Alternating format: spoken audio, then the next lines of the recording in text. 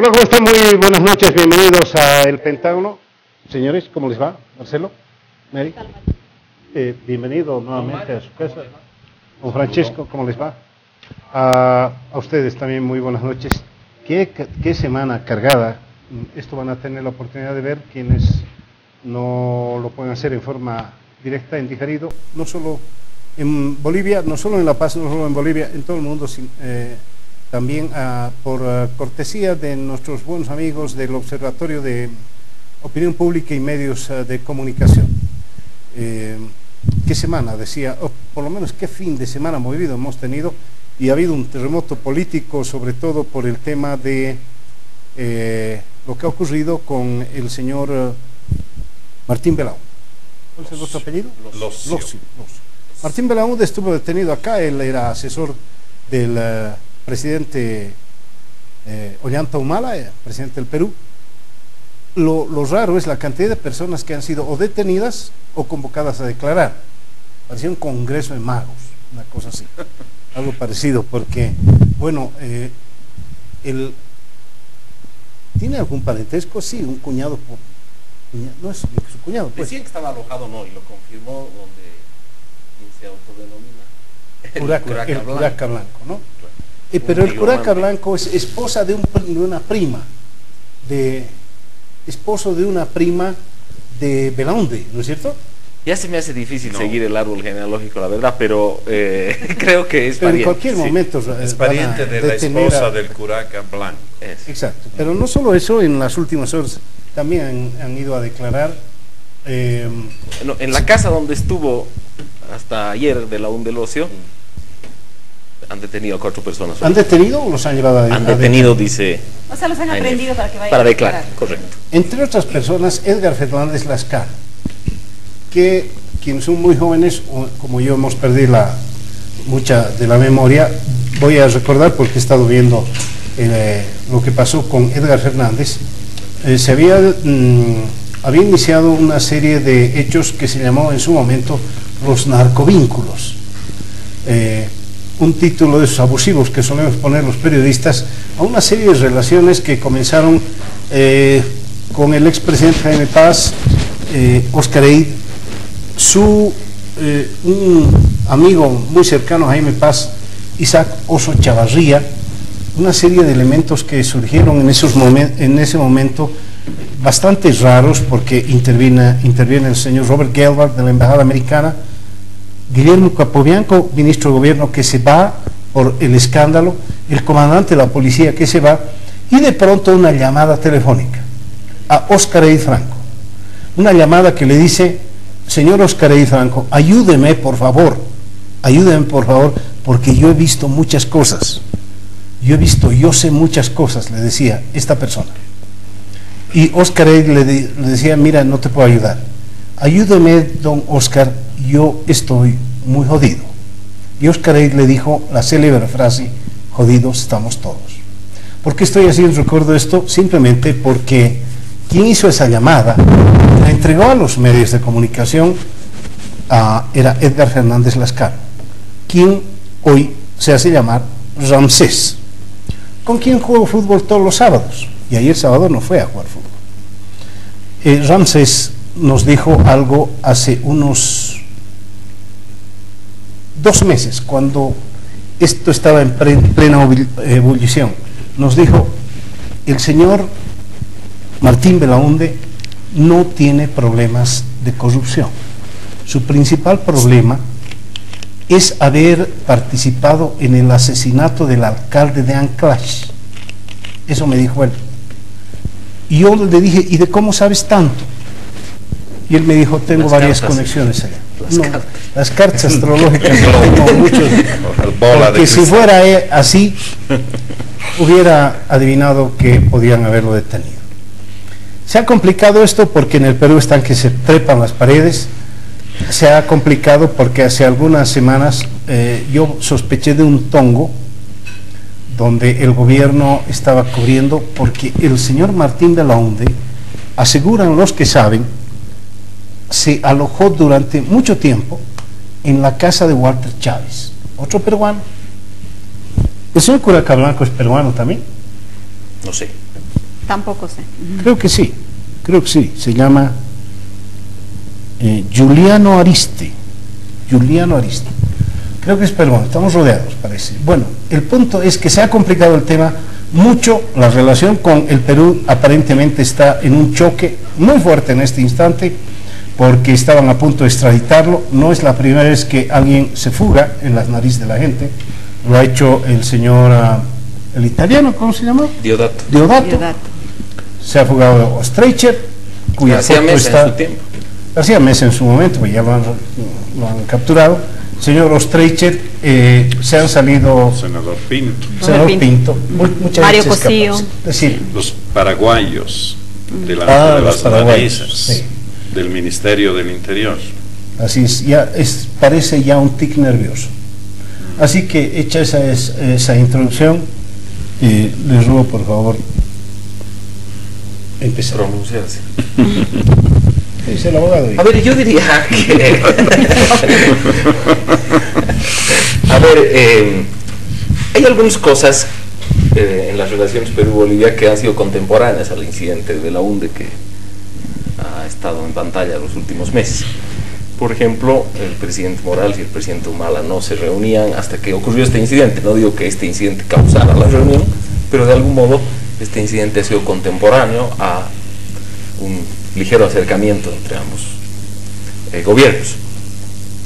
De ahí creo a sacar la conclusión de que este es un tongo y que de algún modo el gobierno boliviano ha favorecido el escape de este ciudadano para no complicar más la situación de Humala. Me parece que si fuera ese el caso habrían tomado un camino demasiado largo, que es aprobar la extradición, o sea, no concederle el refugio, demasiados elementos cuando podían ser resueltos o antes de conceder la extradición o de otro modo más expedito. Me parece que este camino largo tiende a falta de mayores elementos a indicar algo menos elegante, que es la impericia y negligencia consabida de ciertos servicios de seguridad. Pero ese camino largo te puede llevar precisamente a decir que en realidad lo que estaban haciendo es despistar un poco, no sé, alejar estas versiones en el sentido de que había un acuerdo entre los dos gobiernos para proteger a Belaúnde, ¿no? De hecho, al principio, cuando se produjo la fuga y luego la detención en Bolivia, los medios peruanos han lanzado la sospecha de que pudo ser enviado a Bolivia para recibir protección del gobierno boliviano. Pero a raíz de todos estos hechos que se han ido sucediendo luego, que tú lo señalabas, incluidos el proceso por extradición, etcétera, etcétera, un poco como que se han despejado esas sospechas.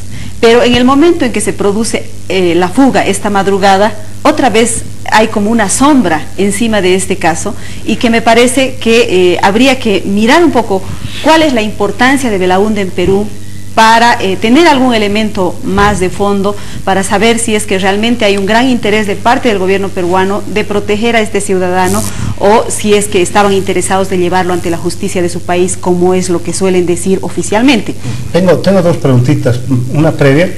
¿Estaban distanciados Ollanta y bueno, de hecho no hubo una reunión en los primeros años de gobierno de Humala. Si recordamos, la primera gira presidencial de Humala no incluyó para nada Bolivia, se fue hasta el Uruguay y no pasó por Bolivia. ¿Y por qué será? Y de hecho yo creo porque Humala, para ganar las elecciones, tuvo que alejarse del chavismo. Del chavismo. A diferencia de las previas elecciones en las que se entregó totalmente y fue derrotado, entre otros, por esa causa. Pero yo... no tendrá nada que ver el ferrocarril, que eso es último, bueno, ¿no? El ferrocarril además, porque algunas veces el presidente Morales ha irritado al Estado peruano, por ejemplo, diciendo que son unos serviles de la Alianza del Pacífico. Además recién eso tampoco las relaciones han sido todo... Podrá, mira, es que es una cosa de la otra. ¿Podrá interferir Perú ante estas circunstancias en el tema de la Haya? ¿Podrá decir en algún momentito, señor, están hablando de mí también? ¿O creo que estoy creo que sí. O sea, hay varias bolas corriendo, pero no creo que se mezclan. Pero yo quería comentar lo que dice Mary. Me parece que, digamos, sería más sabroso, incluso periodísticamente, pensar en la hipótesis de la complicidad. Pero digo, para quedarse con los elementos que hay, y no solo en la pregunta de a quién beneficia, porque claramente si tiene una papa caliente de Humala con este señor, a quién beneficia este escape, probablemente al gobierno de Humala. Pero el camino largo a mí me parece que desalienta la posibilidad. A ver, Yo ha sido yo realmente... quisiera terminar mi idea, no me he A ver, enojado. termina después. Bueno, no, lo que quería decir es cuál es la relación de Belaúnde con el gobierno peruano, con el gobierno de Ollanta Humala. Sabemos todos que ha sido asesor de la campaña electoral. Sin embargo, revisando la prensa peruana, llegamos a la conclusión de que hay al menos 3 casos que unen a la familia presidencial con Belaúnde. Uno de esos casos tiene que ver con los pagos que ha recibido la señora Nadine Heredia, la esposa de Ollanta Humala, por unas consultorías que le ha hecho a la empresa de Belaúnde en Perú. Entonces, la sospecha en Perú es que esas consultorías tal vez ni se han hecho y que ese dinero se ha depositado en la cuenta de la señora Heredia. El segundo hecho tiene que ver con los supuestos aportes económicos que ha hecho el empresario Belaúnde a la campaña del ahora presidente Ollanta Humala.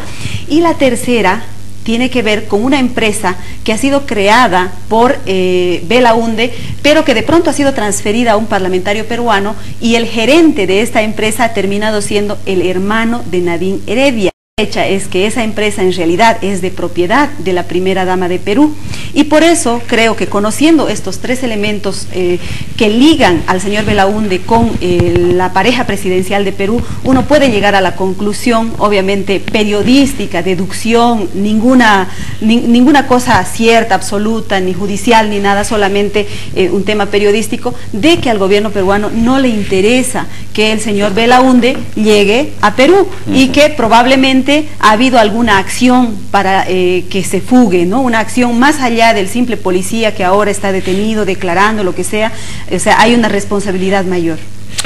Eso, perdón, yo lo he dicho en un idioma más, ¿qué te digo? Bueno, te lo digo, tongo. Yo he dicho tongo. Hace meses dije tongo. Él duda del tongo, pero lo ha hecho, Mary lo ha dicho perfectamente, lo ha explicado perfectamente. Aquí hay algo más. Está de acuerdo contigo. Exacto.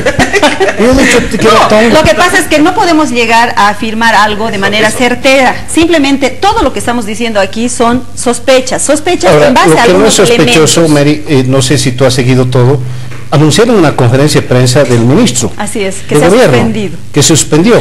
¿Y quién dio la información? Fue el ministro de la Presidencia, Juan Ramón Quintana. Sí, ¿Qué esto para mí entra en otro elemento que quisiera introducir, que la asimetría que hay respecto a las tradiciones entre Perú y Bolivia. 2 precedentes. Luis Alberto Valle fue expulsado del Perú, igual que lo iba a hacer. Sí, en 2010 no fue extraditado, expulsado. Fue tomado preso el 23/8 a pedido de Bolivia y expulsado una semana después, el 1 de septiembre. Una semana tardaron en decidir qué iban a hacer, desde el momento que Bolivia pidió que se lo amneste. Guillermo Fortún, capturado el 23, un mes después, el 23 de septiembre, expulsado el 1 de octubre, una semana después. Nosotros desde el 1 de diciembre, cuando pidió refugio en el CONARE, el 31, cuando Perú pidió oficialmente su expulsión, han pasado más de 4 meses, casi 5 meses. Y yo no veo una actitud uniforme, homogénea del gobierno. Yo veo que hasta que llegó Moldis, la cosa era darle largas al asunto. El que ha acelerado el asunto es justamente Hugo Moldis. Y debe ser una de las personas que está más caliente, digamos así, por lo sucedido. Y de ahí podría encontrarse una explicación por qué él no ha hecho la conferencia de prensa, lo ha dejado a Quintana.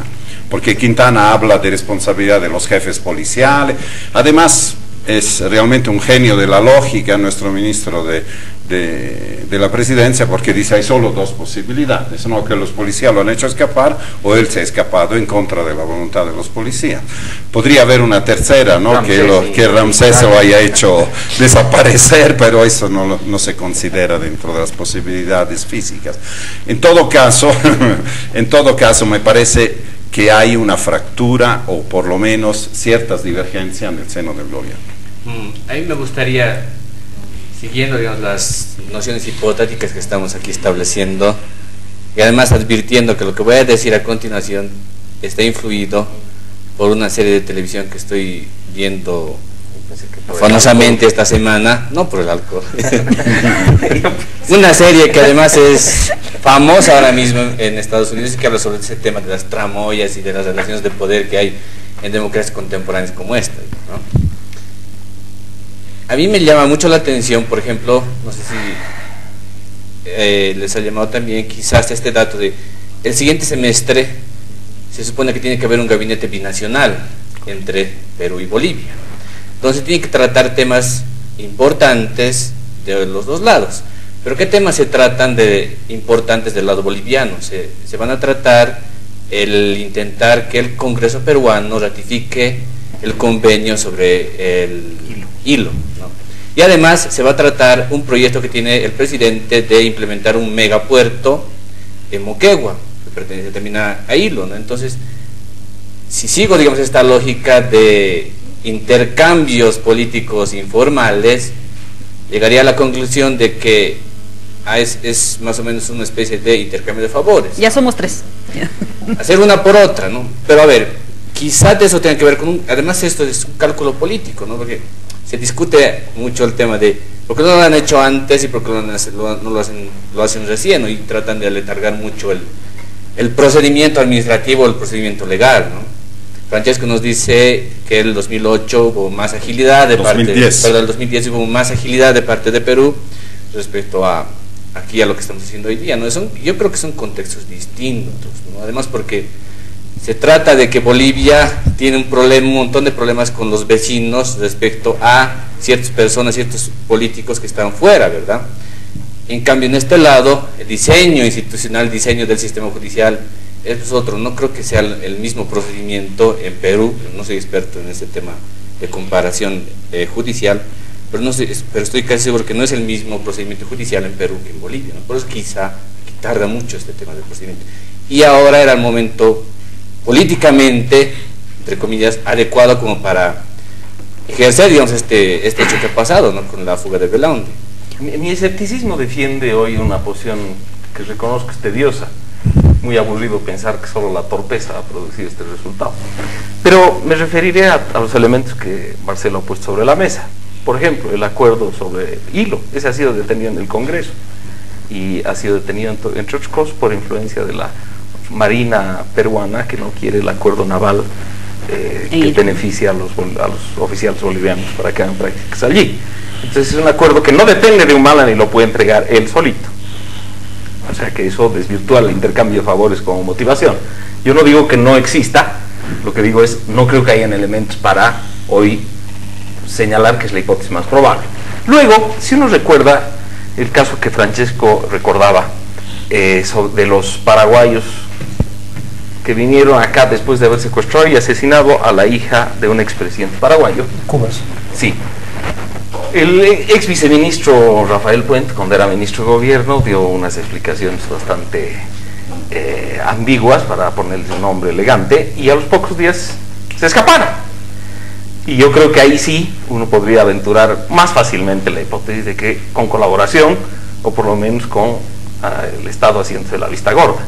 Entonces, creo que el camino largo, viendo de otros casos en que el camino corto ha sido más expedito y se ha resuelto rápidamente, permite pensar lo que afirmo. Además, está claro que Belaúnde Locio tenía pocos lugares para elegir. Si iba a Chile, corría el riesgo de tener la suerte de Fujimori.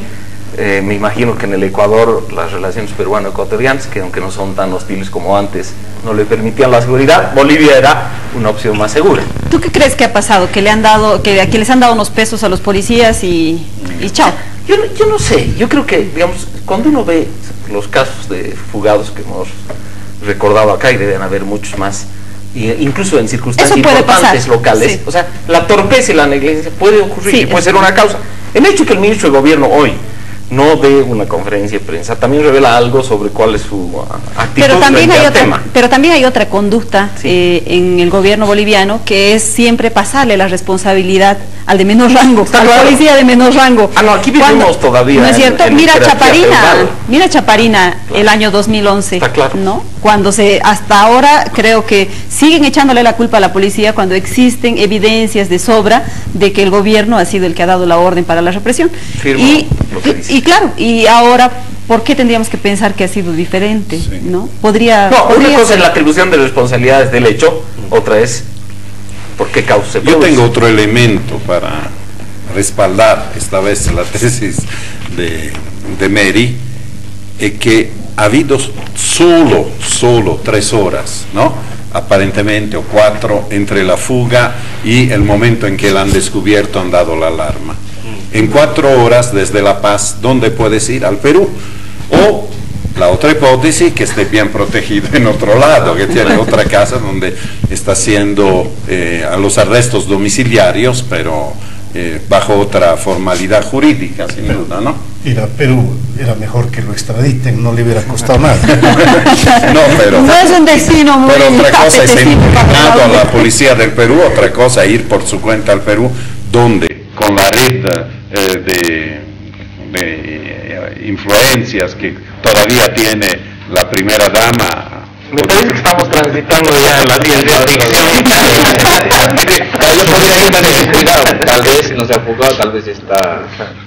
Suficiente con Vaca Blanco y con Ramsés, por favor. Luego los mensajes, vamos a seguir con el tema.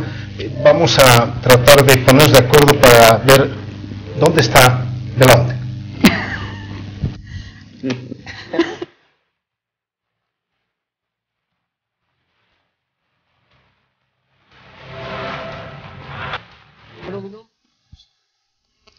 Bien, seguimos con el Pentágono. Los compañeros del Pentágono me han mirado en el entretiempo, en el corte, muy raro cuando dije, ¿dónde está Belaunde? Nadie sabe, solo sabe Urraca y Ramsés, no lo creo tampoco, pero yo creo que las relaciones con el Perú se van a deteriorar un poco. Estaba leyendo algunas cosas de la señora Keiko Fujimori, indicando que es un papelón del gobierno boliviano muy grande. Que lo es. Y que lo es, y hay una señora Mariela Pérez, que una de las congresistas con más peso, y es del partido del presidente Ollanta Humala, y dice que es increíble que estas cosas se manejen así. Hay un montón de reacciones en el Perú, porque esto no le interesa, hay que ser claros, a nadie más que a Bolivia y Perú, sobre todo al Perú, porque se trata de una figura emblemática. Así que seguramente esto no acaba acá, van a haber periodistas del Perú seguramente inmediatamente por acá, pero no ha ido muy lejos, Belaunde. Tengo la impresión que no ha podido ir muy lejos. Los policías tienen un dicho de tiempo que pasa, verdad que huye. Puede ser tiempo que pasa, prófugo que tiene más tiempo para huir.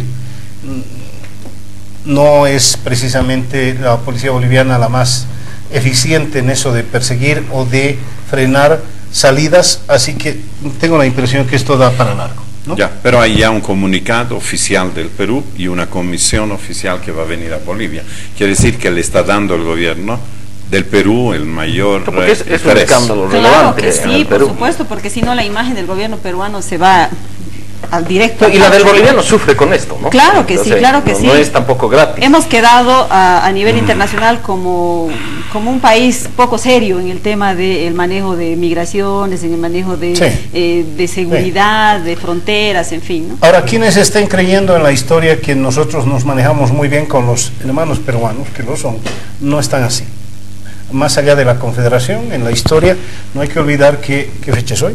25, 24, el martes más de lo que fue la batalla del Alto de la Alianza en la Guerra del Pacífico, tras la cual Bolivia se retiró de la guerra y dejó al Perú 3 años más solo y abandonado, porque el Perú vino en nuestro auxilio, digamos, en situación, y el Perú quedó solo y tuvo que soportar durante 3 años una ocupación nada menos que de Lima por parte de tropas chilenas. Esas cosas han quedado en el corazón de los peruanos, no tengan duda. Así que eso de los hermanos peruanos, etcétera, lo ha intentado Jaime Paz Zamora con hilo, indudablemente.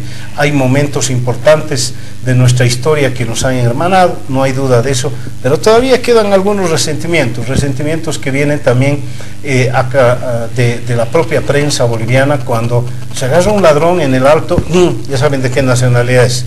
Es lamentable lo que ocurre, pero bueno, las cosas no creo que se arreglen con esta situación planteada por el señor, por el gobierno del señor Belaunde. Como un pie de página a tu comentario sobre nuestro papel en la guerra, Bolivia no hizo todo así, por ejemplo, Perú solo entró a la guerra con el compromiso de Bolivia de financiar toda la guerra, y Bolivia fue con su propio ejército a defender el territorio peruano primero.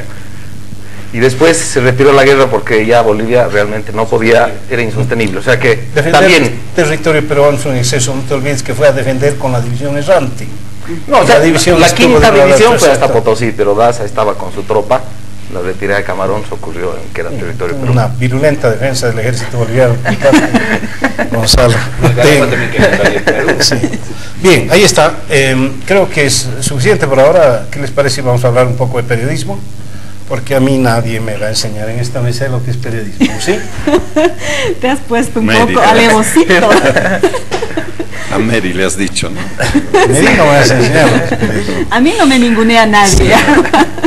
Ha habido un momento de mucha tensión hoy en estos últimos días, sobre todo un canal colega, Canal 11 o la Red 1, no sé si somos en todos, pero el punto es que ha habido un momento complicado porque el periodista Enrique Salazar en su programa Que No Me Pierdas se enfrentó muy duramente a la ministra Marianela Paco, ministra de Informaciones, y bueno, ambos, es decir, oposición y gobierno, se ha encargado de meterle un poquito de leña al fuego. Creo que lo que más he escuchado, más he leído, es una condena a la actitud del periodista Enrique Salazar por lo que maltrató a la ministra Marianela Paco. Yo me he sumado a esa situación, no de más que de condena, sino de una posición, digamos, crítica, pero tampoco me ha gustado el desenlace. No me gusta el desenlace, a no ser que la Red 1 haya tenido sus motivos para hacer las cosas que hizo. Por ahí ha habido última vez una cosa así, ya tuvo un incidente, por lo que recuerdo, con la diputada Gil, cuando era diputada o cuando era candidata. Hubo un problema cuando tuvo un enfrentamiento con Ascar Gorta. Todo el mundo recuerda eso porque Ascar Gorta dicen que lo puso en su lugar, pero han habido varios momentos en que Enrique Salazar se puso en el ojo de la tormenta. Es un momento para que los medios nos miremos al espejo o sigamos viéndonos el ombligo. Mario, a mí me parece que coincido plenamente en realidad con lo que acabas de decir. En la primera parte yo también he criticado la actitud de Salazar, pero no solamente en esta crítica estaba criticando a Salazar, sino implícitamente yo creo que hay una crítica a la calidad de la televisión boliviana, a la calidad de programas de entretenimiento o programas de opinión política convertidos en show, que este era el caso, ¿no? El caso de Salazar, ¿no? Y puse un tuit que decía algo así como que Enrique Salazar se portó soberbio, discriminador e irrespetuoso con la ministra Marianela Paco, contundente, ¿no? Sin embargo, tampoco estoy de acuerdo con la forma en la que ha sido sacado Enrique Salazar del canal, porque eso demuestra que hay un sometimiento de parte de los empresarios de algunos medios de comunicación a la voluntad gubernamental.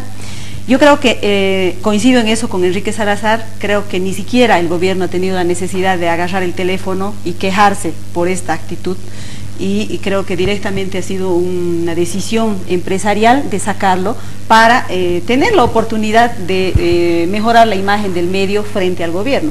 No olvidemos que el gobierno es el principal anunciante en el país, y además que los empresarios de algunos medios de comunicación son además dueños de otro tipo de empresas, y por lo tanto están sometidos también al escrutinio gubernamental desde diferentes puntos de vista, ¿no? Desde puntos de vista legales, impositivos, laborales, etc. Entonces yo creo que eso lo que deriva es, uno, en autocensura, y dos, en desmejorar la calidad del periodismo en Bolivia, porque en el momento en que te autocensuras no sales pues con la misma fuerza con la que saldrías si es que tuvieras la libertad suficiente para preguntar, para investigar, para poner un buen titular, ¿no? Yo creo que la autocensura le hace mucho daño al periodismo boliviano, y creo que esto ha ocurrido. Yo creo que este no es solo un problema, digamos, de cortesía o descortesía. Los medios de comunicación son instituciones públicas, aunque sean de propiedad privada, y obedecen y deben obedecer a ciertos protocolos.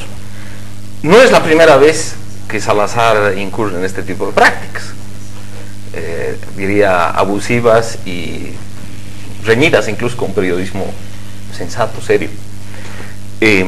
Lo curioso es que el gobierno y la gente que respalda al gobierno en las redes se haya quejado de Salazar solo ahora, no cuando, por ejemplo, el presidente lo invitó a ser candidato a alcalde. Es curioso que solo importe su actitud frente a la ministra, censurable desde todo punto de vista. La ministra suele ser un personaje bastante agresivo, pero en esta ocasión no lo fue, y la actitud de Salazar es totalmente reprochable. Lo curioso es que en el oficialismo solo se ve este incidente, porque Salazar hasta hace poco casi fue candidato a la alcaldía por el MAS en Santa Cruz. Sobre los medios, que la directora de esa red, de la red en que trabajaba Salazar, no se haya animado ni a declarar, revela, a mi juicio, cuál es el motivo de la desafiliación de Salazar de esa red, que es tratar de no desagradar al gobierno. Porque si no les gustara la actitud de Salazar, había 20 ejemplos previos que podían haber merecido un resultado como este. Me acuerdo incluso uno con Samuel Doria Medina, porque no fue asistido a su canal, y otros que han sido recordados acá. Entonces se nota que la decisión del medio no es para nada principista. Y yo creo que encima le da una salida a Salazar gloriosa, porque de una persona que no seguía por protocolos y que tiene una actitud, yo creo, reprochable en términos de lo que quisiéramos fuera la prensa boliviana, ahora es una víctima, es marketing. A ver, ahí me gustaría poner desde otro contexto más bien esto, porque no creo que sea solamente más bien no creo que sea por haber querido quedar bien con el gobierno. Porque por no quedar mal, perdón. Porque ¿qué es lo que dice Salazar cuando da su famosa exclusiva en El Deber, cuando le preguntan, horas después de que lo despiden de Red 1, a quiénes había informado de su alojamiento de Red 1? Primero a su mujer, luego a su hijo mayor, y tercero, curiosamente, por WhatsApp, con el vicepresidente, con quien dice que tiene una comunicación muy fluida, ¿no? Por un lado, por eso a mí me parece que no tiene que ver necesariamente con esto, sino más bien con un fenómeno que se está dando fuertemente ahora mismo dentro de los medios de comunicación, dentro de los comunicadores sociales, perdón, en específico, que tiene que ver con ese tema de las nuevas tecnologías. Interesante. El tema de Salazar a mí me parece que es un caso de los más representativos de estas últimas semanas, porque han salido muchos audios y muchas cosas estas semanas, de algo que se maneja dentro de la filosofía política más contemporánea, que se llama la desmediatización de la política. Es decir, tenemos redes sociales como el Facebook, los blogs y el Twitter, donde periodistas y medios de comunicación están ahí constantemente, y además tenemos a la gente, a la población en general, que ya no quiere tener el nivel de mediación que había antes en la información. Este nivel de mediación que había antes dentro de la información te permitía lo que comúnmente se conoce como que el pensamiento más frío, ¿no? Razonar primero la noticia, reflexionarla primero antes de emitir algún juicio. Lo que tenemos hoy en día es el primero que escribe, y además el primero que escribe con mayúsculas en las redes sociales respecto a algún tema en concreto como este, por ejemplo, porque escribir en mayúsculas para alguien que no sabe gritar, ¿no? Es decir, algo a voz en cuello. Claro, el primero que lo hace realmente es el que tiene la exclusiva, ¿no? Es el que puede decir está haciendo periodismo ciudadano, periodismo de investigación moderno, ¿no? O sea, a mí me parece que es realmente un efecto de lo que se llama igual en una jerga anglosajona de un storm sheet dentro de las redes sociales, que pueden destruir realmente figuras, ¿no? Y es un ejemplo típico el de Salazar, a mí me parece, ¿no? Entonces yo más bien lo englobaría dentro de este mundo nuevo de las redes sociales, y lo que me permite ahora, como una cápita, si me permite la palabra, perdón, es alguien que ha sobrevivido a este tema de las redes sociales y le ha hecho la gambeta. Es alguien que acaba de fallecer los días pasados, ¿no? Un periodista cultural muy importante desde mi punto de vista, lector ha sido de los periódicos, digamos, de alguna forma, a quien lo hemos dejado, digamos, de lado un poco dentro de las redes sociales. Yo no he visto mucho, la verdad es que yo no he leído demasiado, como he leído de todos los audios que se han sacado, como he leído de todo lo que se ha dicho sobre este señor Salazar, y como todos los memes que se han hecho alrededor de él. Pero una ausencia como la de Rubén Vargas creo que marca realmente, fuertemente, un mundo de periodismo cultural que no está bien posicionado, y si me permiten la palabra igual otra vez, en nuestro contexto, y a quien además lo estamos dejando un poco de lado, ¿no? Ya, pero ¿no les parece que eso es justamente una prueba del tipo de televisión, de periodismo que quiere el público? Es decir, el trato que, bueno, yo tengo una posición un poco de parte, no veo mucho televisión, ni siquiera el Pentágono, por eso vengo al programa, para no ver televisión.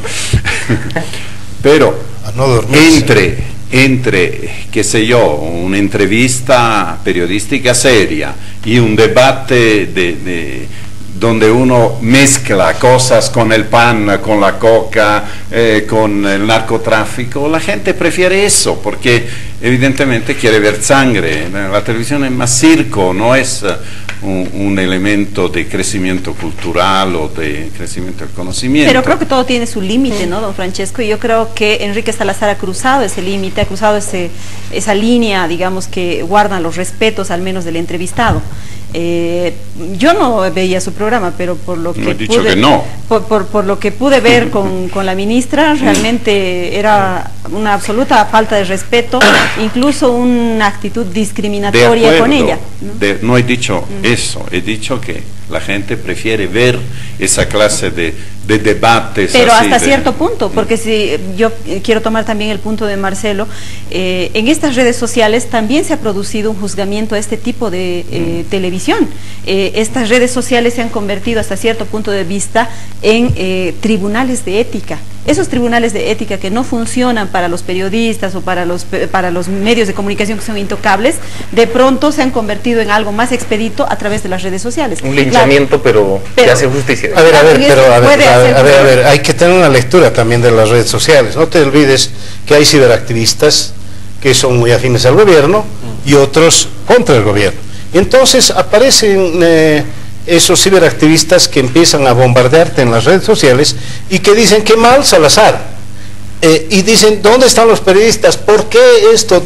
La prensa, etcétera. Y cuando le tocó a Amalia Pando enfrentar a un impresentable como es el viceministro, etcétera, no dijeron nada. Ah, no, por supuesto. No dijeron nada. Lo que pasa es que... Entonces ahí también, no solo es en los medios, Mary, no creo, es también en las redes sociales, sobre todo en el Twitter, y gritan y dicen qué barbaridad, etcétera. Yo he tuiteado también una cosa que era a favor de mi solidaridad con Marianela Paco. De pronto me han retuitado gente que nunca había hecho nada, retuiteándome nada, y que pertenecen al gobierno. Yo he salido en Cambio, Mario, en el periódico ¿Ah, sí? Cambio, sí. Ah, sí, feliz, bueno. O sea... Y nada raro que yo también no he visto. Sí, es probable, pero lo que tienes que saber diferenciar, Mario, lo que tienes que saber diferenciar es aquel tuitero independiente, ya sea ciudadano, sea periodista, pero independiente, que simplemente responde a lo que cree, a lo que piensa, a su conciencia, de aquel tuitero que está siendo pagado, que es tuitero a sueldo y que es en realidad un troll y que se ocupa de marcarte el paso, de ponerte en ridículo, de decirte que eres de la oposición, de que eres gonista, de que eres samuelista, etcétera. Ese es el tuitero pagado. Por favor, yo quiero decirle a la Mary, si tú no me vas a enseñar de redes luego unos minutitos nada más, 2 o 3, enseguida volvemos, luego los mensajes.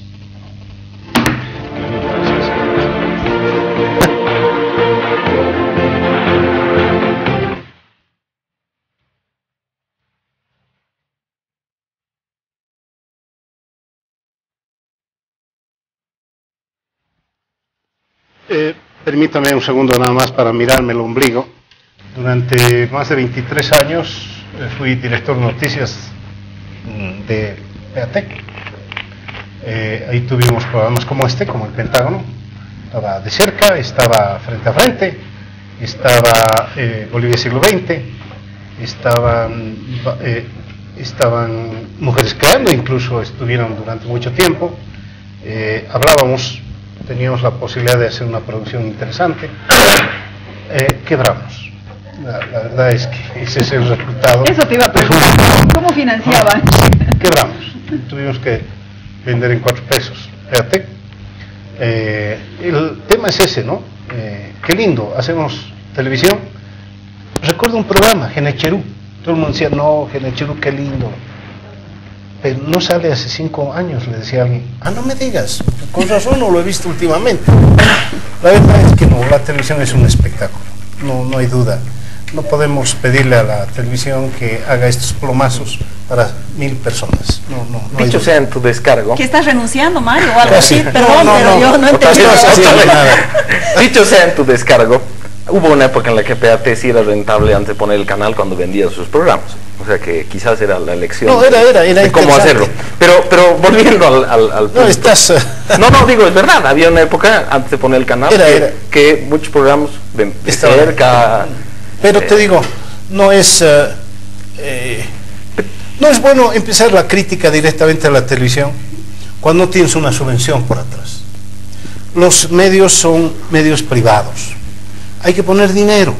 Muchas veces los empresarios agarran y dicen, ya, es mi daño colateral, pero a través de mi daño colateral, que es mi medio, puedo presionar, puedo denunciar, puedo ayudar a mis empresas. Lo hacen. Ahora, lo que me parece lamentable es que nosotros nos prestemos a el juego de marionetas que nos dé el poder. Ahora, yo creo que el tema de Salazar es también un tema del uso del poder. O sea, ¿cómo puede usarse el poder desde una tribuna periodística exclusiva, como la que tiene un periodista en horarios de primera, como son los horarios de los programas nocturnos? ¿Y qué límites debe tener? Yo creo que ese es el juicio sobre Salazar y por eso la reacción. O sea, ¿en qué medida puedes atropellar sin que pase nada? Es también un problema del uso del poder. Y creo que tenemos que ser capaces, más allá de la disputa en las redes de los que están a favor del gobierno y los que están en contra, de analizar el hecho en sí, independientemente de a quién convenga la conclusión. Y en este caso creo que era, si se revisa el diálogo, por ejemplo, hoy día reproducido en algunos de los periódicos de La Paz, se verá claramente que incluso que la forma de argumentar de Salazar no tenía mucho que ver ni siquiera con los temas que la ministra estaba hablando. Coincido con Mary, no creo que el gobierno haya necesitado ni llamar. Yo creo que esas cosas se hacen casi espontáneamente, por lo visto. Y sí recogería lo que dice Marcelo, porque creo que es poco deportivo poner a una personalidad como Rubén Vargas como el reverso de lo que ha pasado en este medio, pero sin duda Rubén Vargas representaba el periodismo admirado por sus colegas y creo que respetado por buena parte de la sociedad, porque era uno de los pocos y quizás el mejor periodista cultural que teníamos y lo hemos perdido. ¿Quién lo conocía? Yo no sé. ¿Quién lo conocía? Yo leía sus columnas. No, obviamente. Era el mejor columnista. Ese es otro tema. Te saco a vos de la ecuación y saco a ustedes de toda la ecuación. ¿Quién lo conocía? Ese es el gran... La gente que opina y sigue la opinión política, que es influyente, lo que pasa lo es leía. Tu actitud, Mario, y también la de don Francesco con las disculpas del caso, creo que es como decir, este público quiere basura, denle basura. A mí me parece que no es así. He visto señales en el último tiempo de la gente rebelándose ante la televisión basura. Fíjense que ha habido hasta marchas para que vuelvan los Simpson a la programación de Unitel, y lo cual me parece interesante, porque estaban poniendo ahí un programa, Calle 7 me parece, que es todo show, ¿no? Los Simpson es... No, yo sé que no, yo sé que no es un programa de debate, no es de cerca, no es el Pentágono. Nadie hará marcha para que salga el Pentágono. Lo van a hacer, para que salga. Para que salga de la grilla. Sí. Pero en todo caso, creo que hay ya un juicio mucho más formado. Yo creo que estamos... evidentemente la televisión tiene que ser divertida, pues, no tiene que ser aburrida, ¿no es cierto? Entonces, pero... hace rato hablaba de un límite, creo que hay que saber cuál es el límite, y Enrique Salazar y algunos otros presentadores creo que están cruzando ese límite. Por ejemplo, tengo entendido que hay un programa en la televisión que incluso se llama igual que el programa de Tinelli. O sea, ¿por qué vamos a imitar? O sea, evidentemente Tinelli es súper famoso, es totalmente, no sé, es una estrella, exitoso, es una estrella en Argentina, pero no por eso vamos a imitar absolutamente todo. Pero no es imitación, es compra de franquicias. ¿En serio es una compra? Es compra de franquicias. Bueno, pero hay una corriente a nivel nacional de presentadores bolivianos que tratan de ser los Tinellis bolivianos. Es decir, no solamente aquel que se compra la franquicia, sino todo aquel que se pone ante el televisor. Evidentemente, la gente pide show, pero yo no creo que solamente pida show. Claro, estoy de acuerdo contigo que hay límite al show, pero el dueño del medio y los periodistas que se prestan dan amplio espacio a esta clase de programa que atrae público, porque hay varios canales privados que tienen que competir entre ellos. Pero quisiera poner el contraejemplo. Hasta hace un año o dos, el Pentágono era el único programa de este corte en el horario nocturno de domingo. Y no, digamos, la competencia no ha venido por poner shows, reality shows o programas a lo Tinelli, sino probablemente hay un espacio. ¿Qué crees? ¿Que les ha dado un ataque de apertura política? Por favor, Gonzalo.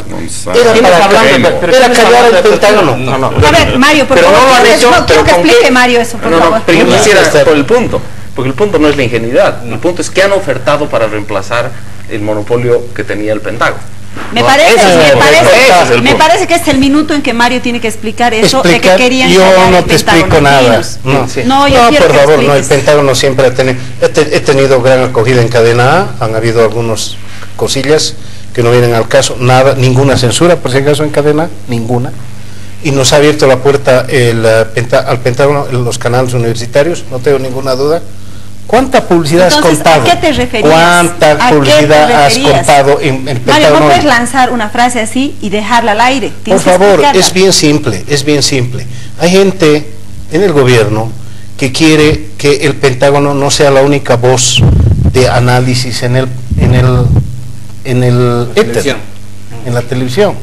Pero asumiendo tu punto, no contestas el otro, que es ¿con qué, si la intención era competir con el Pentágono, con qué se competía? No con reality shows ni TV basura, sino con programas del mismo corte. Exacto. Quiere decir que hay algún apetito por este otro tipo de programas, que no digo que sean la maravilla, pero en todo caso no son reality shows ni Tinelli.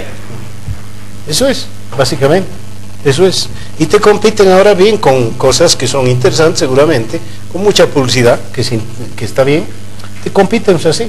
Mari, ¿que estás descubriendo el agua tibia? Mario, No. yo lo sé, solo quería escucharlo de ti. Ah, bien, por suerte. En todo caso, la televisión basura no es exclusividad de Bolivia. Hay televisión de todo tipo, hay muy buena televisión, he visto alguna muy buena televisión. Acaba de despedirse David Letterman, ¿no? Y era de los programas más vistos. ¿Eso es televisión basura? No es. Era un programa serio donde había el señor David Letterman haciendo humor, sobre todo. Pero con comentarios, ¿no es cierto? En todo caso, no me gusta mucho a mí mirarme de ombligo y hablar de los periodistas. ¿A vos te gusta?